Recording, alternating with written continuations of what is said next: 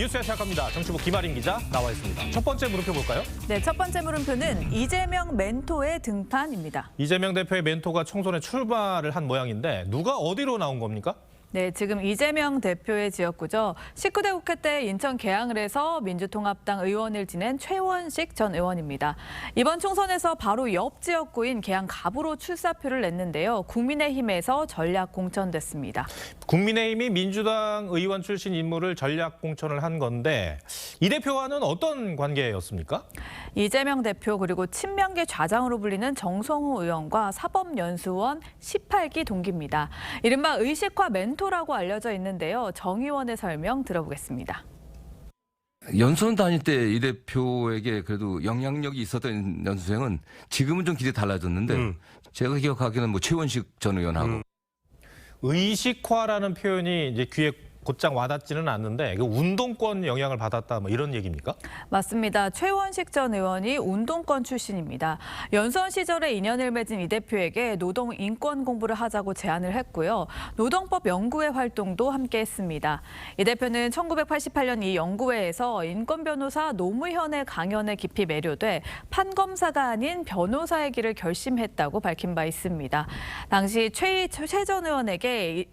전 의원이 이 대표에게 사회과학책을 건네주고 함께 읽은 뒤 일주일에 한 번 정도 만나서 토론하고 술도 마시고 했다고 하니까 꽤 각별했던 모양입니다. 다만 최 전 의원은 자신은 멘토라기보다는 동지가 맞다고 설명했는데요. 주변에선 이 대표의 노동 인권에 대한 생각이 정립되는 데는 최 전 의원의 생각이 적지 않게 영향을 미친 것으로 보고 있습니다. 그런 사이였는데 지금은 완전히 반대편에 서게 됐어요. 어떤 계기가 있었습니까? 최 전 의원에게 직접 물어봤더니요. 2016년부터 길이 달라졌다고 합니다. 20대 총선을 앞두고 당시엔 친명이 아닌 친문 패권이라는 비판이 있었고요.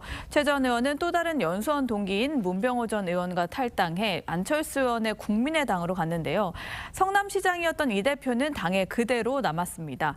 이때부터 정치적 노선이 좀 달라진 셈인데 최 전 의원은 그때 상황과 지금 친명이 비명을 내치는 민주당의 상황이 같다면서 출마를 결심한 이유라고 했습니다.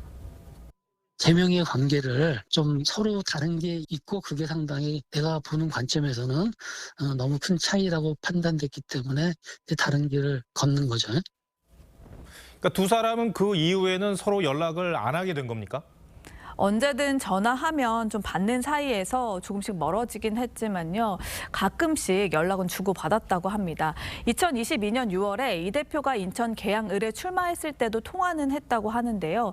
이젠 경쟁 정당의 인접지역구 후보로 마주하게 된 겁니다. 범죄 의리가 아니라 좀 국민과 국가, 계양 주민과 계양구 이런 관점에서 다르기 때문에 그런 제가 범죄 의리를 따르지 않는 거라고 저는 생각합니다. 네, 알겠습니다. 첫 번째 물음표 정해볼까요? 네, 첫 번째 물음표 이재명 멘토의 등판의 느낌표는 먼저 헤어지자 말해요로 정했습니다. 네. 정 기자, 이 노래가 가수 박재정 씨의 그 헤어지자 말해요죠? 네, 맞습니다. 요즘 남자들이 좀 즐겨 부르는 노래라고 하는데요. 이 두 남자의 인연이 어떤 식으로 결론 날지는 39일 뒤 총선 결과를 보면 되겠습니다. 네, 알겠습니다.